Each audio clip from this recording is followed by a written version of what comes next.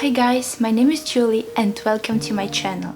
Today I want to take away your boredom. I want to help you to discover some creativity in yourself, and I want to make you happy and mindful while being at home.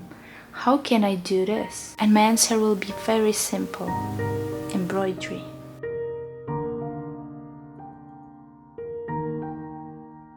What I really love about embroidery, it makes you present in the moment, it makes you mindful, and it calms your soul down. And it's very satisfying when empty fabric turns into an art.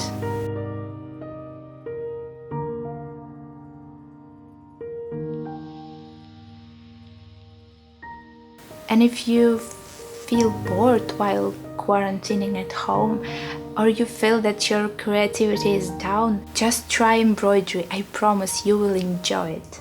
And especially for you guys who are new to embroidery or seek for something interesting and creative to do while quarantining at home, I created my own embroidery patterns. I will link them down below in the description box so you can take a look. And they are good for everyone. If you're new, you will find there everything you need to start. If you already have been embroidering, maybe you will find some interesting tips and tricks. And now guys, I want to share with you my little embroidery magic.